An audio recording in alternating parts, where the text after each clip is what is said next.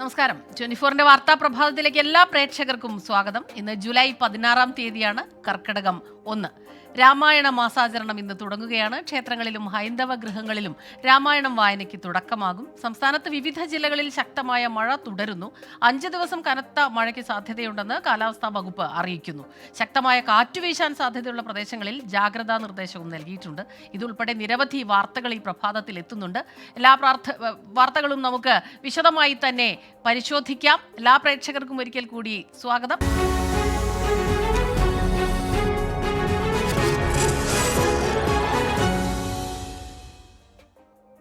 കർക്കിടക മാസമാണ്.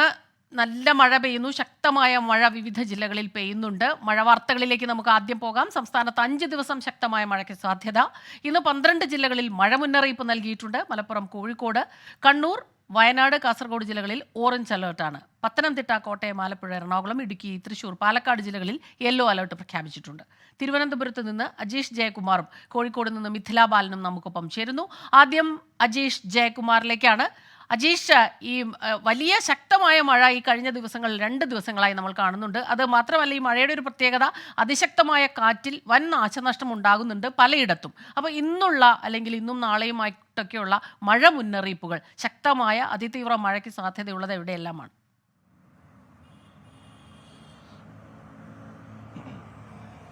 സ്മിത, ഇന്ന് തിരുവനന്തപുരം, കൊല്ലം ജില്ല ഒഴികെയുള്ള മറ്റെല്ലാ ജില്ലകളിലും മഴ മുന്നറിയിപ്പുകളുണ്ട്. പത്തനംതിട്ട മുതൽ പാലക്കാട് വരെ യെല്ലോ അലർട്ടാണ്. മലപ്പുറം മുതൽ കാസർഗോഡ് വരെ ഓറഞ്ച് അലർട്ടാണ്.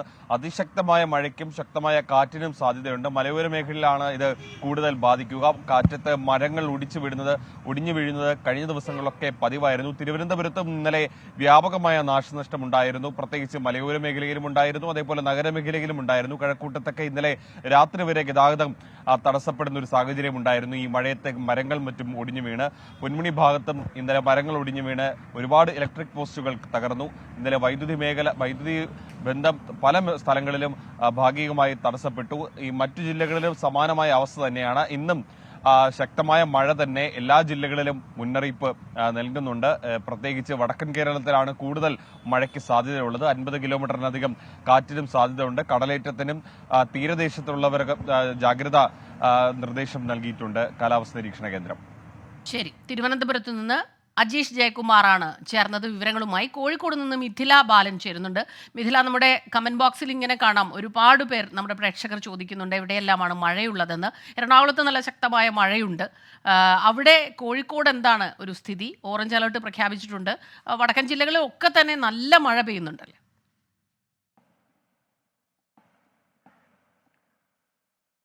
തീർച്ചയായും സ്മിത, വടക്കൻ കേരളത്തിലാണ് കൂടുതൽ ശക്തമായ മഴ രേഖപ്പെടുത്തിക്കൊണ്ടിരിക്കുന്നത്. ഇന്നലെ രാത്രി അതിശക്തമായ മഴയായിരുന്നു. എന്നാൽ ഇപ്പോൾ നിലവിൽ കോഴിക്കോട് നഗരത്തിൽ മഴയില്ല, ചാറ്റൽ മഴ മാത്രമാണുള്ളത്. അതേസമയം തന്നെ മലയോര മേഖലകളിൽ നാദാപുരം, കുറ്റ്യാടി, പേരാമ്പ്ര ഉൾപ്പെടെയുള്ള മലയോര മേഖലകളിൽ ഇടവിട്ട് ശക്തമായ മഴ ലഭിക്കുന്നുണ്ട്. ഇന്നലെ രാത്രി കുറ്റ്യാടിയിലാണ് ഒരു മഴക്കെടുതി എന്ന് പറയാനുള്ള ഒരു സംഭവം ഉണ്ടായത്. കുറ്റ്യാടി ചുരം റോഡിൽ ഇന്നലെ രാത്രി 11 മണിക്ക് മരം കടപുഴകി വീണ് 1 മണിക്കൂറോളം ഗതാഗതം തടസ്സപ്പെട്ടിട്ടുണ്ടായിരുന്നു. ചാത്തൻകോട്ട് നടയിൽ പൂർണ്ണമായും, 10-ാം വളവിൽ ഭാഗികമായും ഗതാഗതം തടസ്സപ്പെട്ടു. പിന്നീട് രാത്രി 11 മണിക്കാണ് ഈ ഒരു സംഭവം ഉണ്ടായത്. നാട്ടുകാരും ചുരം ഡിവിഷൻ ഹെൽപ്പ് ഡെസ്ക് പ്രവർത്തകരും KSEB അധികൃതരും എല്ലാം എത്തി മരം മുറിച്ചു മാറ്റിയതിനു ശേഷം ഗതാഗതം പുനഃസ്ഥാപിക്കുകയാണ് ഉണ്ടായത്. അത് എടുത്തു പറയേണ്ട മറ്റൊരു കാര്യം, ഈ വടക്കൻ കേരളത്തിൽ തന്നെയാണ് അതീവ ജാഗ്രതാ നിർദ്ദേശം കാലാവസ്ഥാ വകുപ്പ് നൽകിയിട്ടുള്ളത്. മലയോര തീരദേശ മേഖലകളിലെല്ലാം തന്നെ ഒരേപോലെ ജാഗ്രതാ നിർദ്ദേശം നൽകിയിട്ടുണ്ട്. മത്സ്യത്തൊഴിലാളികൾക്ക് ജാഗ്രതാ നിർദ്ദേശം നൽകിയിട്ടുണ്ട്. കോഴിക്കോടിനെ സംബന്ധിച്ച് പറയുകയാണെങ്കിൽ മാവൂർ ഉൾപ്പെടെയുള്ള മേഖലകൾ, ചെറിയൊരു മഴ വന്നാൽ പോലും വെള്ളക്കെട്ട് രൂപപ്പെടുന്ന പ്രദേശങ്ങളാണ് മാവൂർ ഉൾപ്പെടെയുള്ളത്. വലിയ രീതിയിൽ കൃഷിനാശം സംഭവിക്കുന്ന ഒരു സ്ഥലമാണ് മാവൂര്. അവിടുത്തെ ചെറുപുഴകളെല്ലാം തന്നെ കരകവിഞ്ഞ് ഒഴുകുന്ന ഒരു സാഹചര്യം നിലവിലുണ്ട്. നേരത്തെ പറഞ്ഞതുപോലെ നിലവിൽ ഇപ്പോൾ കോഴിക്കോട് നഗരത്തിൽ മഴയില്ല, അതിശക്തമായ മഴയില്ല, ചാറ്റൽ മഴയുണ്ട്. അതേസമയം തന്നെ മലയോര മേഖലകളിലെല്ലാം തന്നെ ഇടവിട്ട് അതിശക്തമായ മഴ ലഭിക്കുന്നുണ്ട്. സ്മിത. ശരി, മിഥില ബാലനാണ് കോഴിക്കോട് നിന്നുള്ള വിവരങ്ങൾ നൽകിയത്. തിരുവനന്തപുരത്ത് നിന്ന് അജീഷ് ജയകുമാറും. ഇടുക്കി ലോവർ പെരിയാർ വൈദ്യുതി നിലയത്തിൽ വീണ്ടും മണ്ണിടിച്ചിലുണ്ടായെന്ന വാർത്ത കൂടി വരുന്നുണ്ട്. പാറക്കല്ലുകൾ വീണ് 2 ഫീഡറുകൾ തകർന്നു. തലനാരിഴയ്ക്കാണ് തൊഴിലാളികൾ രക്ഷപ്പെട്ടത്. രാഹുൽ വിജയൻ ചേരുന്നു ഇടുക്കിയിൽ നിന്ന്. രാഹുൽ, എന്താണ് സംഭവിച്ചത്? ലോവർ പെരിയാറിലെ വൈദ്യുതി നിലയത്തിലാണ് മണ്ണിടിച്ചിലുണ്ടായത്. ഇന്നലെ രാത്രിയാണ് മണ്ണിടിച്ചിലുണ്ടായത്. വലിയ പാറക്കല്ലുകൾ ഈ ഫീഡറിന് മുകളിലേക്ക് വീഴുകയായിരുന്നു എന്നുള്ളതാണ് മനസ്സിലാക്കാൻ കഴിയുന്നത്. രണ്ട് ഫീഡറുകൾ തകർന്നതായാണ് വിവരം. കഴിഞ്ഞ ദിവസം സമാനമായ രീതിയിൽ 2 ഫീഡറുകൾക്ക് മുകളിലേക്ക് മണ്ണിടിഞ്ഞ് വീണ് വൈദ്യുതി തടസ്സപ്പെട്ടിരുന്നു. അന്ന് ഇടുക്കിയിലേക്കും ബ്രഹ്മപുരത്തേക്കുമുള്ള വൈദ്യുതി ഫീഡറുകളിലാണ് ആ മണ്ണിടിഞ്ഞ് വലിയ നഷ്ടമുണ്ടായത്. ഇത്തവണ ഇന്ന് മണ്ണിടിഞ്ഞ് വീണിരിക്കുന്ന എങ്ങോട്ടേക്കാണ്, ഏത് ഫീഡറുകളിലേക്കാണ് എന്നുള്ള വിവരം പുറത്തു വന്നിട്ടില്ല. പക്ഷേ കഴിഞ്ഞ 2 ദിവസങ്ങളിലായി 1.5 കോടിയിലേറെ രൂപയുടെ നാശനഷ്ടം KSEBിക്ക് ഉണ്ടായിട്ടുണ്ട് ഈ ലോവർ പെരിയാർ വൈദ്യുതി നിലയത്തിൽ മാത്രം എന്നുള്ളതും അറിയാൻ കഴിയുന്നുണ്ട്. എന്തായാലും തകരാറ് പരിഹരിക്കാനുള്ള ശ്രമം ഊർജിതമായി നടക്കുന്നുണ്ട്. ഇടുക്കിയിൽ പലയിടത്തും പക്ഷെ കറണ്ട് ഇല്ല. അത് ഈ ഫീഡറുകൾ തകർന്നതുകൊണ്ടാണോ എന്നുള്ള കാര്യത്തിൽ വ്യക്തതക്കുറവുണ്ട്. പല സ്ഥലങ്ങളിലും മരമൊടിഞ്ഞ് വീണ് വൈദ്യുതി ലൈനുകൾ പൊട്ടിക്കിടക്കുകയാണ്. അതുകൊണ്ട് തന്നെ ആയിരിക്കാം കറണ്ട് ഇല്ലാത്തത് എന്നുള്ളതാണ് നമുക്ക് മനസ്സിലാക്കാനും കഴിയുന്നത്. അതെ, രാഹുൽ സൂചിപ്പിച്ചതുപോലെ തന്നെ പലയിടങ്ങളിലും പല പ്രദേശങ്ങളിലും ശക്തമായ കാറ്റിൽ ഈ മരങ്ങൾ വീണ് വൈദ്യുതി തടസ്സമുണ്ടാകുന്നുണ്ടെന്ന് നമ്മുടെ പ്രേക്ഷകരും നമ്മളെ അറിയിക്കുന്നുണ്ട്. പലയിടങ്ങളിലും അതുണ്ട്. ഒപ്പം തന്നെ മറ്റൊരു കാര്യം കൂടി, ഇന്നലെ കല്ലാർകുട്ടി ഡാം ഉൾപ്പെടെ തുറന്നു വിടുന്നത് നമ്മൾ കണ്ടിരുന്നു. അപ്പോൾ ഈ ഡാമുകളുടെ ഒരു അവസ്ഥ അവിടെയെല്ലാം എങ്ങനെയാണ്? മഴയുണ്ടോ? സ്മിത, ഇന്ന് പുലർച്ചെ വരെ അതിശക്തമായ മഴ പെയ്തിരുന്നു. പക്ഷെ ഇപ്പോഴൊരു ചെറിയ തോർച്ചയുണ്ട്. ചെറു ഡാമുകളൊക്കെ തന്നെ നിറഞ്ഞിരിക്കുകയാണ്. കല്ലാർകുട്ടി, പാമ്പള, അതുപോലെ തന്നെ നെടുങ്കണ്ടം കല്ലാർ ഡാം ഇവയെല്ലാം തുറന്നിരിക്കുകയാണ്. ഇന്നലെ കല്ലാർ ഡാം തുറന്നു വിട്ടതിന് പിന്നാലെ മുണ്ടിയിരുമയിൽ ചില വീടുകൾക്ക് സമീപം വരെ വെള്ളം ഉയർന്നു കയറിയിരുന്നു. അതുപോലെ തന്നെ പെരിയാറിലും അതുപോലെ മുതലപ്പുഴയാറിലും അതിശക്തമായ ഒഴുക്കുണ്ട്. ശക്തമായ രീതിയിൽ വെള്ളം പുറത്തേക്ക് ഒഴുക്കുന്നത് കൊണ്ട് തന്നെ, അതായത് കല്ലാർകുട്ടിയിൽ നിന്നും പാമ്പളയിൽ നിന്നും വെള്ളം പുറത്തേക്ക് ഒഴുക്കുന്നത് കൊണ്ട് തന്നെ ഈ 2 പുഴകളിലും ജലനിരപ്പ് ഉയർന്നിട്ടുണ്ട്. ആശങ്കപ്പെടേണ്ട ഒരു സാഹചര്യം നിലവിലില്ല. പലയിടത്തും മണ്ണിടിച്ചിലുണ്ടായ ഗതാഗതം തടസ്സപ്പെട്ടിരുന്നു. ഗതാഗതം ഉൾപ്പെടെ പുനഃസ്ഥാപിക്കുന്നതിന് വേണ്ടിയുള്ള നടപടി രാത്രിയിൽ തന്നെ ചെയ്യുകയും ചെയ്തിരുന്നു. എന്തായാലും നിലവിൽ അത്ര ആശങ്കപ്പെടേണ്ട സാഹചര്യം ഇടുക്കിയിലില്ല. മഴ മാറി നിൽക്കുകയുമാണ്. ശരി, രാഹുൽ വിജയനാണ് ഇടുക്കിയിൽ നിന്നുള്ള വിവരങ്ങൾ നൽകിയത്. കനത്ത മഴയിൽ ആലുവ ശിവക്ഷേത്രം മുങ്ങി. പെരിയാർ കര കവിഞ്ഞൊഴുകി. അമ്പലത്തിലും മണപ്പുറത്തും 2 അടിയോളം വെള്ളം കയറി. നല്ല മഴ, ശക്തമായ മഴ 2 ദിവസം നീണ്ടു നിന്നിരുന്നു. അതേ തുടർന്നാണ് മണപ്പുറത്ത് ശിവക്ഷേത്രം വെള്ളത്തിൽ മുങ്ങിയത്. ഇനി മറ്റ് പ്രധാനപ്പെട്ട വാർത്തകളിലേക്ക് നമ്മൾ കടക്കുന്നു. തിരുവനന്തപുരം ആമയിഴഞ്ചാൻ തോട് വൃത്തിയാക്കുന്നതിനിടെ തൊഴിലാളി എൻജോയി മരിച്ചതിൽ റെയിൽവേയും കോർപ്പറേഷനും പഴിചാരൽ തുടരുകയാണ്. അപകടത്തിനു കാരണം റെയിൽവേയുടെ വീഴ്ചയെന്ന നിലപാടിൽ ഉറച്ചു നിൽക്കുകയാണ് കോർപ്പറേഷൻ. തോട്ടിൽ മാലിന്യം തള്ളുന്നില്ല എന്നാണ് റെയിൽവേയുടെ വിശദീകരണം. മഴക്കാലപൂർവ്വ ശുചീകരണത്തിന്റെ ഭാഗമായി റെയിൽവേയുടെ പരിധിയിലുള്ള തുരങ്ക സമാനമായ തോട് വൃത്തിയാക്കാൻ പലതവണ ആവശ്യപ്പെട്ടതാണ് കോർപ്പറേഷൻ ആവർത്തിക്കുന്നത്. 3 കത്താണ് കോർപ്പറേഷൻ അയച്ചത്. കളക്ടർ, മേയർ, വിവിധ വകുപ്പ് മേധാവികൾ തുടങ്ങിയവരുടെ നേതൃത്വത്തിൽ നടത്തിയ യോഗങ്ങളിലും ഈ ആവശ്യം ഉന്നയിച്ചു. എന്നിട്ടും റെയിൽവേ നിസ്സംഗത കാട്ടിയെന്നാണ് ആരോപണം. എന്നാൽ കോർപ്പറേഷന്റെ ആരോപണങ്ങൾ പാടെ നിഷേധിക്കുകയാണ് റെയിൽവേ. മൈനർ ഇറിഗേഷൻ വകുപ്പിനാണ് തോട് വൃത്തിയാക്കുന്നതിനുള്ള ചുമതല. റെയിൽവേക്ക് സ്വന്തമായി മാലിന്യ നിർമ്മാർജ്ജന സംവിധാനമുണ്ട്. ട്രെയിനിലെത്തുന്ന യാത്രക്കാർ ഉപേക്ഷിക്കുന്ന മാലിന്യം കൃത്യമായി നീക്കം ചെയ്യുന്നുമുണ്ട്. മാലിന്യം കനാലിൽ തള്ളുന്നില്ല. പ്രദേശത്ത് വെള്ളം കയറുന്നത് തടയാൻ മുൻവർഷങ്ങളിലും ശുചീകരണ പ്രവർത്തനങ്ങൾ നടത്തിയെന്നും റെയിൽവേ വിശദീകരിക്കുന്നു. അതേസമയം മരിച്ച ജോയിയുടെ കുടുംബത്തിന് ഇതുവരെ നഷ്ടപരിഹാരം പ്രഖ്യാപിച്ചിട്ടില്ല. സഹായം റെയിൽവേ നൽകണമെന്ന് മന്ത്രി വി ശിവൻകുട്ടി ആവശ്യപ്പെട്ടിരുന്നു. 24 തിരുവനന്തപുരം. കോഴിക്കോട് താമരശ്ശേരിയിൽ നിന്ന് മൊബൈൽ ഷോപ്പ് ഉടമ ഹർഷാദിനെ തട്ടിക്കൊണ്ടുപോയ കേസിൽ 3 പേർ കസ്റ്റഡിയിൽ. താമരശ്ശേരി കൊടുവള്ളി സ്വദേശികളാണ് കസ്റ്റഡിയിലുള്ളത്. സാമ്പത്തിക ഇടപാട് സംബന്ധിച്ച തർക്കമാണ് തട്ടിക്കൊണ്ടുപോയതിന് പിന്നിൽ എന്നാണ് നിഗമനം. മിഥില ബാലൻ ചേരുന്നുണ്ട് വിവരങ്ങളുമായി. മിഥില, ഈ പല വിവരങ്ങളും പുറത്തു വരുന്നുണ്ട്. ഈ മൊബൈൽ ഷോപ്പ് ഉടമയെ കിട്ടിയതിനു ശേഷം ഇതിനു പിന്നിൽ കൊട്ടേഷൻ സംഘമുണ്ടെന്ന് പറയുന്നു, സാമ്പത്തിക ഇടപാടുകൾ ഉണ്ടായിരുന്നു എന്ന് പറയുന്നു. ഏറ്റവും പുതിയ വിവരം എന്താണ്?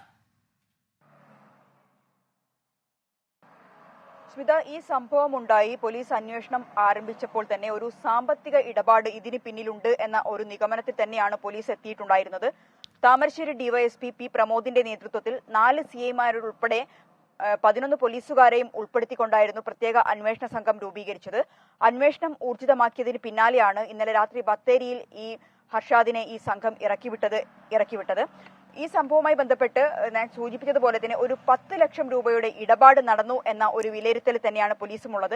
എന്നാൽ ഈ 10 ലക്ഷം രൂപ താൻ കൊടുക്കാനില്ല എന്നാണ് ഹർഷാദ് പോലീസിനോട് പറഞ്ഞിട്ടുള്ളത്. അതേസമയം തന്നെ ഈ തട്ടിക്കൊണ്ടുപോയ ആളുകൾ ഹർഷാദിന്റെ പിതാവിനെ വിളിച്ചിട്ട് 10 ലക്ഷം രൂപ വേണം എന്ന ഒരു മോചനദ്രവ്യമായിരുന്നു ആവശ്യപ്പെട്ടിട്ടുണ്ടായിരുന്നത്. അതുകൊണ്ടാണ് പോലീസ് ഇത്തരത്തിൽ ഒരു 10 ലക്ഷം രൂപയുടെ കണക്ക് ഇതിലുണ്ട് എന്ന ഒരു നിഗമനത്തിൽ എത്തിയിട്ടുള്ളത്. എന്നാൽ അത് ആർക്ക് എങ്ങനെയാണ് കൊടുക്കാനുള്ളത്, അത്തരം കാര്യങ്ങൾ എല്ലാം തന്നെ അന്വേഷിച്ചു വരുന്നതേയുള്ളൂ. അർഷാദ് ഈ ഒരു ആരോപണം, അതായത് 10 ലക്ഷം രൂപ ഈ തട്ടിക്കൊണ്ടുപോയി എന്ന് പറയുന്ന ആൾക്ക്, ആരാണോ അർഷാദിനെ തട്ടിക്കൊണ്ടുപോകാൻ ഏർപ്പാടാക്കിയത് ആ ഒരാൾക്ക് 10 ലക്ഷം രൂപ ഹർഷാദ് നൽകാനുണ്ട് എന്നാണ് പോലീസിന് ലഭ്യമായിട്ടുള്ള നിഗമനം. അതേസമയം തന്നെ ഹർഷാദ് ഈ ഒരു ആരോപണം അല്ലെങ്കിൽ ഈ ഒരു കാര്യം നിഷേധിക്കുന്നുണ്ട്. എന്തുതന്നെയായാലും ഇതിനു പിന്നിൽ ഒരു കൊട്ടേഷൻ സംഘമുണ്ടോ എന്നതും പോലീസ് അന്വേഷിക്കുന്നു. നിലവിൽ കസ്റ്റഡിയിലുള്ള ആളുകളുടെ അറസ്റ്റ് രേഖപ്പെടുത്തിയിട്ടില്ല, അവരെ ചോദ്യം ചെയ്തു വരികയാണ്. ഇവർക്ക് ഈ ഒരു തട്ടിക്കൊണ്ടുപോകലിൽ നേരിട്ട് പങ്കുണ്ട് എന്ന ഒരു നിഗമനത്തിൽ തന്നെയാണ് അന്വേഷണ സംഘമുള്ളത്. എന്തുതന്നെയായാലും വരും മണിക്കൂറുകളിൽ ഇതുമായി ബന്ധപ്പെട്ട കൂടുതൽ കാര്യം വ്യക്തമാകും. നിലവിൽ ഇന്ന് രാവിലെ തന്നെ ഹർഷാദിനെ കോടതിയിൽ ഹാജരാക്കും. മിഥില ബാലനാണ് വിവരങ്ങളുമായി നമുക്കൊപ്പം ചേർന്നത്. ഇനി മറ്റൊരു പ്രധാനപ്പെട്ട റിപ്പോർട്ടിലേക്കാണ് പോകുന്നത്. KPCC ക്യാമ്പ് എക്സിക്യൂട്ടീവിന് ഇന്ന് വയനാട്ടിൽ തുടക്കമാകും. ലോക്സഭാ നിയമസഭാ ഉപതെരഞ്ഞെടുപ്പുകളും തദ്ദേശ തെരഞ്ഞെടുപ്പും ചർച്ചയാകും. KPCC പ്രസിഡന്റ് K സുധാകരന്റെ അധ്യക്ഷതയിൽ Bathery Saptah റിസോർട്ടിലാണ് camp. AICC general secretary KC Venugopal camp ഉദ്ഘാടനം ചെയ്യും. മുതിർന്ന നേതാക്കളായ ദീപാദാസ് മുൻഷി, VD സതീശൻ, രമേശ് ചെന്നിത്തല, ഡോക്ടർ ശശി തരൂർ, കൊടിക്കുന്നിൽ സുരേഷ് തുടങ്ങിയവർ പങ്കെടുക്കും. K മുരളീധരൻ വിട്ടുനിൽക്കാനാണ് സാധ്യത. ക്യാമ്പ് നാളെ സമാപിക്കും. കേരളത്തിൽ ഭരണവിരുദ്ധ വികാരം തെരഞ്ഞെടുപ്പിലെ തിരിച്ചടിക്ക് കാരണമായെന്ന് CPI ദേശീയ നേതൃയോഗങ്ങളിൽ വിലയിരുത്തൽ. മുൻഗണനകളിൽ മാറ്റം വേണമെന്ന് CPIM-ന് മുന്നറിയിപ്പ് നൽകിയിരുന്നു. എന്നാൽ ഇത് ഉൾക്കൊള്ളാതെ ജനക്ഷേമ പദ്ധതികളേക്കാൾ വികസനത്തിന് മുൻതൂക്കം നൽകിയത് തിരിച്ചടിയായി എന്നാണ് CPI-യുടെ വിലയിരുത്തൽ. സംഘടനാപരമായി പാർട്ടിയെയും മറ്റ് ഇടതു പാർട്ടികളെയും ശക്തിപ്പെടുത്തുക എന്ന തീരുമാനം ഫലപ്രദമായി നടപ്പാക്കുന്നതിൽ വീഴ്ച പറ്റിയെന്ന ആത്മവിമർശനവും അവലോകന റിപ്പോർട്ടിലുണ്ടെന്നാണ് സൂചന. നേതാക്കൾ ജനങ്ങളിലേക്ക് ഇറങ്ങാൻ ആഹ്വാനം ചെയ്യുന്നതാണ് report. Party general secretary D രാജ ഇന്ന് മാധ്യമങ്ങളെ കാണും. ജമ്മുകശ്മീരിലെ ഡോഡ ജില്ലയിൽ ഭീകരാക്രമണം, 5 സൈനികർക്ക് ഗുരുതര പരുക്ക്. ദേശാ വനമേഖലയിലാണ് ആക്രമണം ഉണ്ടായത്. രാധാകൃഷ്ണൻ ചേരുന്നു ഡൽഹിയിൽ നിന്ന് വിവരങ്ങളുമായി. ഈ ദേശാ വനമേഖലയിൽ ആക്രമണം ഉണ്ടാകാനുള്ള ഒരു കാരണം എന്താണ്? ഇപ്പോൾ ലഭിക്കുന്ന പുതിയ വിവരം എന്താണ്? ഈ ഡോഡ ജില്ലയിലാണ് ഈ പറഞ്ഞ ഭൂപ്രദേശമുള്ളത്. ഈ ഭീകരവാദികൾ തങ്ങിയിരുന്നത് ഈ വനമേഖലയിലായിരുന്നു. അവരാണ് സൈന്യത്തിന് നേരെ, തിരച്ചിൽ നടത്തുകയായിരുന്ന സൈന്യത്തിന് നേരെ ആക്രമണം അഴിച്ചുവിട്ടത്. 5 സൈനികർക്ക്, സംയുക്ത സേനാംഗങ്ങളാണ് ഈ തെരച്ചിലിൽ പങ്കെടുത്തത്. അതായത് സേനയുടേത്, CRPF-ന്റേത്, ജമ്മു കാശ്മീർ പോലീസിന്റേത്. ഈ സംയുക്ത സേനാംഗങ്ങൾക്ക് നേരെയായിരുന്നു ആക്രമണം ഉണ്ടായത്. 5 പേർക്ക് ഗുരുതരമായിട്ട് പരിക്കേറ്റു. ക്രിട്ടിക്കലി ഇൻജുവേർഡ് എന്നാണ് സൈന്യം അറിയിച്ചിരിക്കുന്നത്. ഈ 5 പേരെയും വൈദ്യസഹായം നൽകാനായിട്ട് ആശുപത്രികളിലേക്ക് മാറ്റിയിട്ടുണ്ട്. ഭീകരവാദികൾക്ക് വേണ്ടിയിട്ടുള്ള തിരച്ചിൽ തുടരുകയാണ്. കഴിഞ്ഞ കുറച്ച് നാളുകളായിട്ട് ജമ്മു കാശ്മീരിന്റെ എല്ലാ മേഖലകളിലും ഭീകരവാദികളെ പൂർണ്ണമായിട്ടും ഉന്മൂലനം ചെയ്യുക എന്ന ലക്ഷ്യത്തിന്റെ അടിസ്ഥാനത്തിൽ തിരച്ചിൽ നടപടികൾ ശക്തമായിട്ട് നടത്തി വരികയാണ്. ഇതിന്റെ ഭാഗമായിട്ട് ഈ ഭീകരവാദികൾ പലയിടങ്ങളിലും ജനങ്ങളെ മറയാക്കി സൈന്യത്തിന് നേരെ നിറയൊഴിക്കുന്ന ശ്രമങ്ങൾ പലയിടങ്ങളിലും ഉണ്ടാകുന്നുണ്ട്. അതിന്റെ ഭാഗമായി ചില സൈനികർക്ക് വീരമൃത്യു വരിക്കുന്ന സാഹചര്യങ്ങളും സമീപ ദിവസങ്ങളിൽ ഉണ്ടായിരുന്നു. ഇതിന് തുടർച്ചയായിട്ടുള്ള ഒരു തിരച്ചിൽ നടപടിയാണ് ഡോഡയിലും ഉണ്ടായിരിക്കുന്നത്. ഏതായാലും ഇപ്പോഴും ഭീകരവാദികൾക്ക് വേണ്ടിയിട്ടുള്ള തിരച്ചിൽ തുടരുകയാണ്. ശരി, രാധാകൃഷ്ണനാണ് ഡൽഹിയിൽ നിന്ന് വിവരങ്ങളുമായി നമുക്കൊപ്പം ചേർന്നത്. PSC കോഴ ആരോപണത്തിൽ തനിക്കെതിരെ ഗൂഢാലോചന നടത്തിയവർക്കെതിരെ CPIM സംസ്ഥാന നേതൃത്വത്തിനും പാർട്ടി കൺട്രോൾ കമ്മീഷനും ഇന്ന് പ്രമോദ് കോട്ടുളി പരാതി നൽകും. ഒരു തിരക്കഥയുണ്ടാക്കി പാർട്ടിയിലെ ചിലർ തനിക്കെതിരെ തന്നെ കൊടുക്കാൻ ശ്രമിച്ചു എന്നാണ് പ്രമോദിന്റെ ആരോപണം. ഇതിന്റെ തെളിവ് ഉൾപ്പെടെയാകും സംസ്ഥാന നേതൃത്വത്തിനും പോലീസിനും കൈമാറുക. ആവശ്യമെങ്കിൽ നീതി തേടി കോടതിയെ സമീപിക്കുമെന്നും പ്രമോദ് കഴിഞ്ഞ ദിവസം പറഞ്ഞിരുന്നു. പ്രതിപക്ഷം ഭരിക്കുന്ന ഡൽഹി, പഞ്ചാബ്, പശ്ചിമ ബംഗാൾ സംസ്ഥാനങ്ങൾക്കെതിരെ കർശന നടപടിയുമായി കേന്ദ്ര സർക്കാർ. പ്രധാനമന്ത്രി സ്കൂൾസ് ഫോർ റൈസിംഗ് ഇന്ത്യ പദ്ധതിയുടെ ഭാഗമാകാൻ വിസമ്മതിച്ച സംസ്ഥാനങ്ങൾക്ക് കേന്ദ്രവിഹിതം അനുവദിക്കുന്നത് നിർത്തി. ധാരണാപത്രങ്ങളിൽ ഒപ്പിടാൻ സംസ്ഥാനങ്ങൾ വൈകിയ സാഹചര്യത്തിലാണ് ഈ തീരുമാനം. രാധാകൃഷ്ണൻ ചേരുന്നു ഡൽഹിയിൽ നിന്ന് വിവരങ്ങളുമായി. ഇതൊരു പ്രതികാര നടപടി അല്ലെങ്കിൽ ഒരു രാഷ്ട്രീയ നീക്കം എന്നുള്ള രീതിയിൽ കാണാൻ കഴിയുമോ? അക്കാര്യത്തിൽ കേന്ദ്ര സർക്കാർ യോജിക്കുന്നില്ല. 5 സംസ്ഥാനങ്ങളായിരുന്നു ഈ പദ്ധതിയുമായി ബന്ധപ്പെട്ട് PM ശ്രീ, ഈ പദ്ധതിയുടെ ചുരുക്കപ്പേര് ഇങ്ങനെയാണ്. ഈ PM ശ്രീയുമായി ബന്ധപ്പെട്ടിട്ടുള്ള കരാറിൽ ഒപ്പിടേണ്ടിയിരുന്നത്. ആ ധാരണാപത്രത്തിൽ ഒപ്പിടാത്ത സംസ്ഥാനങ്ങളുടെ പട്ടികയിൽ കേരളവും തമിഴ്നാട്, പഞ്ചാബ്, പശ്ചിമ ബംഗാൾ, ഡൽഹി എന്നീ സംസ്ഥാനങ്ങളാണ് ഉണ്ടായിരുന്നത്. ഇതിൽ കേരളവും തമിഴ്നാടും ഈ തുക ലഭിക്കില്ല എന്ന മുന്നറിയിപ്പ് ലഭിച്ച സാഹചര്യത്തിൽ ഈ പദ്ധതിയുമായി സഹകരിച്ചു പോകാം, ഒപ്പിടാം ധാരണാപത്രത്തിൽ എന്ന് അറിയിച്ചിട്ടുണ്ട്. അതുകൊണ്ട് ആ 2 സംസ്ഥാനങ്ങൾക്കുള്ള വിഹിതം തടഞ്ഞിട്ടില്ല. മറിച്ച് ഡൽഹി, പശ്ചിമ ബംഗാൾ, പഞ്ചാബ് സംസ്ഥാനങ്ങൾക്കുള്ള വിഹിതം സർവശിക്ഷ അഭിയാന് കീഴിൽ ലഭിക്കേണ്ട വിഹിതം ഈ ഗഡു നൽകേണ്ട എന്ന തീരുമാനമാണ് കൈക്കൊണ്ടിരിക്കുന്നത്. അത് ആ സംസ്ഥാനങ്ങളെ രേഖാമൂലം അറിയിക്കുകയും ചെയ്തിരിക്കുന്നു. PM ശ്രീ പദ്ധതിയുടെ ധാരണാപത്രത്തിൽ ഒപ്പിടുന്ന മുറയ്ക്ക് മാത്രമേ ഇതുമായി ബന്ധപ്പെട്ടിട്ടുള്ള പുനരാലോചന ഇനി ഉണ്ടാകൂ എന്നതാണ് കേന്ദ്രത്തിന്റെ നിലപാട്. ശരി, ആർ രാധാകൃഷ്ണനാണ് ഡൽഹിയിൽ നിന്ന് വിവരങ്ങൾ നൽകിയത്. കനത്ത മഴയിൽ ആലുവ ശിവക്ഷേത്രം മുങ്ങി എന്ന വാർത്ത നമ്മൾ നേരത്തെ നൽകിയിരുന്നു. അതിന്റെ കൂടുതൽ വിവരങ്ങളിലേക്കാണ്. പെരിയാർ കര കവിഞ്ഞൊഴുകി, അമ്പലത്തിലും മണപ്പുറത്തും 2 അടിയോളം വെള്ളം കയറി. ശ്രീകാന്ത് ചേരുന്നുണ്ട് കൊച്ചിയിൽ നിന്ന് വിവരങ്ങളുമായി. ശ്രീകാന്ത്, ഈ കർക്കിടക മാസത്തിൽ ഒരുപാട് പേർ, ഈ കർക്കിടക വാവുബലി ഉൾപ്പെടെ 1-ാം തീയതിയൊക്കെ ഒരുപാട് പേർ അവിടെ ക്ഷേത്രത്തിൽ എത്തുന്നതാണ് ദർശനത്തിനും ബലികർമ്മങ്ങൾക്കുമായി. ഇന്നിപ്പോൾ അതൊന്നും നടക്കില്ല എന്നാണോ?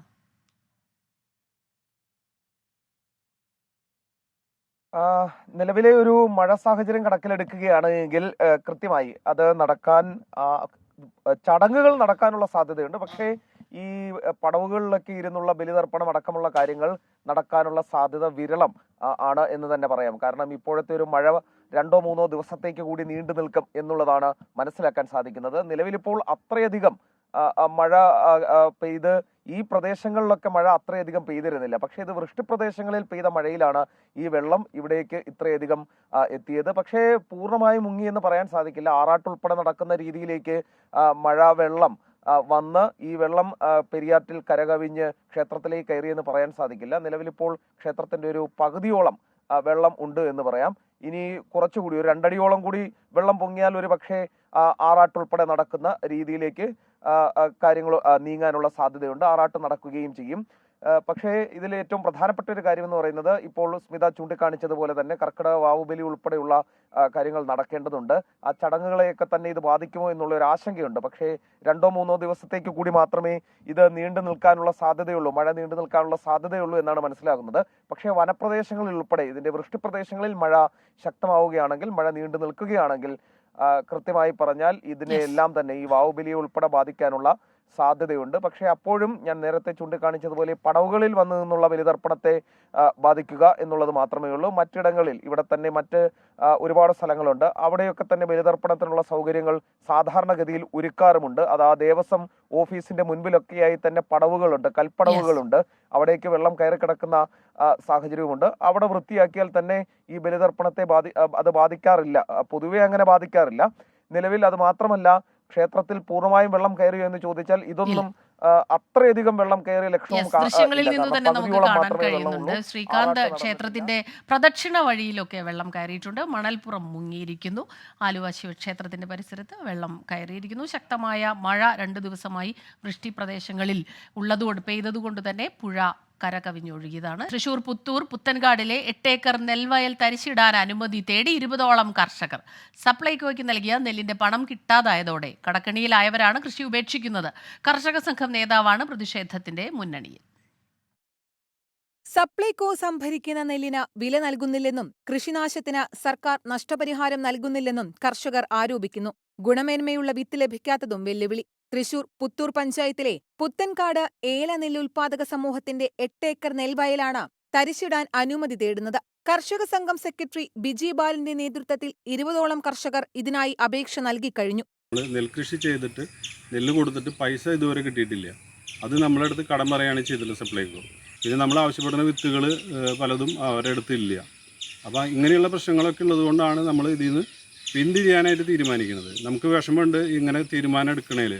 വന്യമൃഗശല്യവും പ്രകൃതി ദുരന്തങ്ങളും കാരണം കൃഷി വ്യാപകമായി നശിക്കുകയാണെന്നും വർഷങ്ങളായി നഷ്ടപരിഹാരം ലഭിക്കുന്നില്ലെന്നും കർഷകർ. പൊന്മണി ഇനത്തിൽപ്പെട്ട വിത്ത് ആവശ്യപ്പെട്ടാൽ ലഭിക്കുന്നില്ലെന്നും കർഷകർ പറയുന്നു. സപ്ലൈകോ സംഭരിക്കുന്ന നെല്ലിന് ബാങ്ക് വഴിയല്ലാതെ നേരിട്ട് പണം നൽകണമെന്നും കൃഷിനാശത്തിന് നഷ്ടപരിഹാരം ഉറപ്പാക്കണമെന്നുമാണ് ഇവരുടെ ആവശ്യം. 24 തൃശൂർ. റോഡിന്റെ ദയനീയാവസ്ഥ പാട്ടിലൂടെ പൊതുമരാമത്ത് മന്ത്രിയുടെ ശ്രദ്ധയിലെത്തിക്കാൻ ഒരു പൊതുപ്രവർത്തകന്റെ ശ്രമം. പാലക്കാട് ഒറ്റപ്പാലം ചെർപ്പളശ്ശേരി റോഡിനെ കുറിച്ചാണ് ചെർപ്പളശ്ശേരിക്കുളം സ്വദേശി ഇബ്രാഹിം മേനകം പാട്ടെഴുതിയത്. എത്രയും ബഹുമാനപ്പെട്ട പ്രിയ റിയാസ് മന്ത്രി വായിക്കുവാൻ എഴുതുന്നു. ഏറെ പിരീഷത്താൽ അതിലേറെ രോഷത്താൽ കത്ത് കുറിച്ചിടുന്നു. നിറഞ്ഞ യാത്രാ ദുരിതം നേരിടുന്ന ഒറ്റപ്പാലം ചെർപ്പുളശ്ശേരി പാതയിലെ കോതക്കുരിശി മുതൽ കിഴൂർ റോഡ് വരെയുള്ള റോഡിന്റെ ശോചനീയ അവസ്ഥ പാട്ടെഴുതി മന്ത്രിയെ അറിയിക്കുകയാണ് ഇബ്രാഹിം മേനക്കം. സാഹിത്യവും കലയും സംയോജിപ്പിച്ച് ഇബ്രാഹിം വേറിട്ട പ്രതിഷേധവുമായി രംഗത്തെത്തിയത് സമൂഹ മാധ്യമങ്ങളിലും ഇടം പിടിച്ചു. നിരവധി ആളുകൾ സഞ്ചരിക്കുന്ന ഒരു റോഡാണ് ഒറ്റപ്പാലം ചെർപ്പുളശ്ശേരി റോഡ്. ഈ പ്രദേശത്തെ കോതക്കുരിശി മുതൽ കിഴൂർ റോഡ് സെൻട്രൽ വരെയുള്ള ഈ യാത്ര ഏറെ ദുസ്സഹമായ ഒരു സാഹചര്യത്തിലാണ് ഇങ്ങനെയൊരു പാട്ട് എഴുതുകയും പാട്ടിലൂടെ കലയിലൂടെ ഒരു പ്രതിഷേധം രേഖപ്പെടുത്തുകയും ചെയ്തു. 1 മണിക്കൂർ കൊണ്ടാണ് കത്തിന്റെ രൂപത്തിൽ 32 വരികളുള്ള പാട്ട് ഇബ്രാഹിം എഴുതി തീർത്ത് സമൂഹ മാധ്യമത്തിൽ പോസ്റ്റ് ചെയ്തത്. ഈ വരികൾ കണ്ടാണ് ഇതേ വഴി യാത്ര ചെയ്യാറുള്ള നെല്ലായ സ്വദേശി അൻസാർ തച്ചോത്ത് വരികൾ പാടാൻ താല്പര്യം പ്രകടിപ്പിച്ചതും പിന്നീട് ആലപിച്ചതും. പേരിത് റോഡെന്ന് ചൊല്ലും മുസീബത്ത്, പേരിന് പോലും റോഡില്ല എന്താപത്ത്, എന്തോരു തൊന്തീരവ്. എന്തായാലും തങ്ങളുടെ വേറിട്ട പ്രതിഷേധം മന്ത്രിയുടെ ശ്രദ്ധയിൽപ്പെടുമെന്ന പ്രതീക്ഷയിലാണ് ഇബ്രാഹിമും നാട്ടുകാരും. 24 പാലക്കാട്. പ്രസിദ്ധമായ ആനയൂട്ടിനൊരുങ്ങി തൃശൂർ വടക്കുന്നാഥ ക്ഷേത്രം. 15 പിടിയാനകളടക്കം 70ഓളം ആനകളാണ് ആനയൂട്ടിൽ പങ്കെടുക്കുക. തൃശ്ശൂരിൽ വടക്കുന്നാഥ ക്ഷേത്രത്തിൽ നിന്ന് സൂരജ് സജ്ജി ചേരുന്നു. Suraj, good morning. അവിടെ ക്ഷേത്രത്തിൽ എല്ലാ ഒരുക്കങ്ങളും പൂർത്തിയായോ? ശരിക്കും പറഞ്ഞാൽ ഈ ആനപ്രേമികൾക്ക് മാത്രമല്ല, അവിടെ എത്തുന്ന മറ്റുള്ളവർക്കും ഇതൊരു വലിയ കൗതുക കാഴ്ച കൂടിയാണ് ആനയൂട്ട്, അല്ലേ? സ്മിത, തീർച്ചയായും ആ കൗതുക കാഴ്ച കാണാനായി നൂറുകണക്കിന് ആളുകളാണ് ഇങ്ങോട്ടേക്ക് എത്തിക്കൊണ്ടിരിക്കുന്നത്. ഇപ്പോൾ തന്നെ ഈ ക്ഷേത്ര സന്നിധിയിലാകെ വലിയ തിരക്ക് അനുഭവപ്പെടുന്ന തരത്തിലേക്ക് എത്തിയിട്ടുണ്ട്. എന്തായാലും ആദ്യ ചടങ്ങ് നടക്കുക ഈ മഹാഗണപതി ഹോമമാണ്. അത് ആ ദൃശ്യങ്ങളിലേക്ക് പോയി കഴിഞ്ഞാൽ രാവിലെ 6 മണിക്ക് തുടങ്ങിയ മഹാഗണപതി ഹോമം അത് പുരോഗമിക്കുകയാണ്. ക്ഷേത്രം തന്ത്രി ശങ്കരൻ നാരായണൻ നമ്പൂതിരിയുടെ നേതൃത്വത്തിൽ അഷ്ടദ്രവ്യ മഹാഗണപതി ഹോമമാണ് നടക്കുന്നത്. കഴിഞ്ഞ കുറച്ച് ദിവസങ്ങളായി തന്നെ ക്ഷേത്രത്തിൽ 60 പേർ ചേർന്നാണ് ഈ അഷ്ടദ്രവ്യങ്ങളെല്ലാം തന്നെ ഒരുക്കിയത്. അങ്ങനെ അഷ്ടദ്രവ്യ മഹാഗണപതി ഹോമം നടക്കുന്നു. ഇതിനുശേഷം 9 മണിയോടുകൂടിയായിരിക്കും ഈ ആനയൂട്ട് ചടങ്ങുകൾ ആരംഭിക്കുക. ഇക്കുറി 15 പിടിയാനകൾ ഈ ആനയൂട്ടിന്റെ ഭാഗമാകുന്നു എന്നുള്ള ഒരു കൗതുകം കൂടിയുണ്ട്. 70 ആനകൾ ഇത്തവണ ഈ ആനയൂട്ടിൽ പങ്കെടുക്കും എന്നുള്ളതാണ് പറയുന്നത്. എന്തായാലും ആനകളെല്ലാം തന്നെ വടക്കുംനാഥ ക്ഷേത്രത്തിന്റെ പരിസരത്തേക്ക് എത്തിയിട്ടുണ്ട്. പരിശോധനകൾക്ക് ശേഷം, അത് ഈ വെറ്റിനറി ഡോക്ടർമാരുടെ പരിശോധനയുണ്ട്, വനംവകുപ്പിന്റെ പരിശോധനയുണ്ട്. അത്തരം പരിശോധനകൾ പൂർത്തിയാക്കിയ ശേഷമായിരിക്കും ഈ ആനകളെ ക്ഷേത്രത്തിനകത്തേക്ക് പ്രവേശിപ്പിക്കുക. അത്തരം പരിശോധനകൾ മറുവശത്ത് നടക്കുന്നുണ്ട്. 9 മണിക്കായിരിക്കും ഈ ആനയൂട്ട് ആരംഭിക്കുക. ആനകളെ സംബന്ധിച്ച് ഈ കേരളത്തിലെ തന്നെ ഏറ്റവും വലിയ ആനയൂട്ട് എന്നറിയപ്പെടുന്ന ഈ വടക്കുംനാഥ ക്ഷേത്രത്തിലെ ആനയൂട്ടാണ്. ഏറ്റവും അധികം ആനകൾ പങ്കെടുക്കുന്നു. തുടക്കം കുറിക്കുന്നത് ഗുരുവായൂരിലെ ആനയൂട്ടിലൂടെയാണെങ്കിൽ പോലും ഏറ്റവും കൂടുതൽ ആനകൾ പങ്കെടുക്കുന്നതും വലിയ ജനപങ്കാളിത്തമുള്ളതും എല്ലാം വടക്കുംനാഥ ക്ഷേത്രത്തിലാണ്. അതുകൊണ്ട് തന്നെ ഈ ആനയൂട്ട് കാണുന്നതിന് വേണ്ടി എല്ലാം തന്നെ ദൂരയിടങ്ങളിൽ നിന്ന് പോലും നൂറുകണക്കിന് ആളുകൾ ഇങ്ങോട്ടേക്ക് എത്തിയിട്ടുണ്ട്. എന്തായാലും എല്ലാ ഒരുക്കങ്ങളും പൂർത്തിയായി 9 മണിയോടുകൂടി തന്നെ ആനയൂട്ട് ആരംഭിക്കും. സ്മിത, ശരി. സൂരജ് സജ്ജിയാണ് തൃശ്ശൂരിൽ നിന്ന്, വടക്കുന്നാഥ ക്ഷേത്രത്തിൽ നിന്ന് ആനയൂട്ടിന്റെ വിശേഷങ്ങളുമായി നമുക്കൊപ്പം ചേർന്നത്. ഇനി മറ്റൊരു റിപ്പോർട്ട് കൂടി. ജീവിതത്തിലെ സന്തോഷ നിമിഷങ്ങളിൽ പ്രിയപ്പെട്ടവർക്ക് നൽകുന്ന സമ്മാനം എങ്ങനെ വ്യത്യസ്തമാക്കാമെന്ന് ചിന്തിക്കുന്നവരാണ് നമ്മളെല്ലാവരും തന്നെ. സ്നേഹത്തിന്റെ നൂലിഴ കൊണ്ട് ബന്ധുവിന് സമ്മാനം നെയ്ത ഒരു മിടുക്കന്റെ കഥ കാണാം.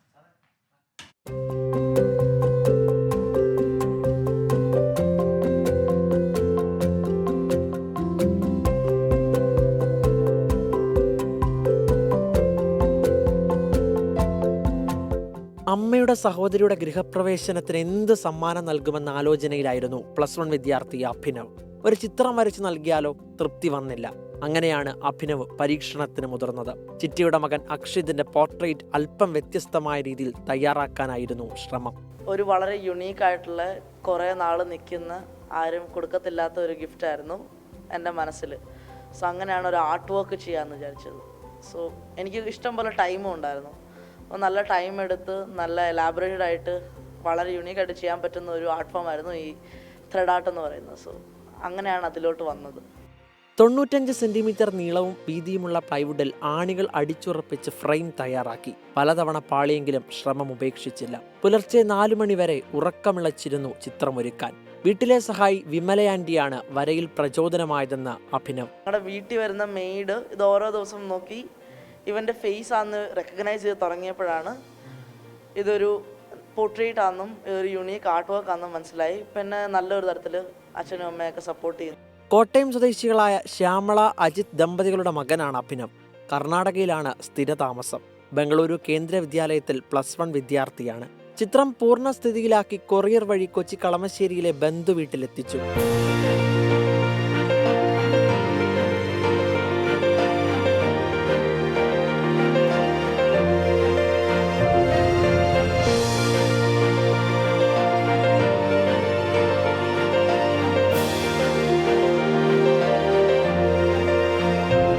ക്യാമറാമാൻ വിഷ്ണു കച്ചേരിക്കൊപ്പം YS അഭിനന്ദ്, 24 കൊച്ചി.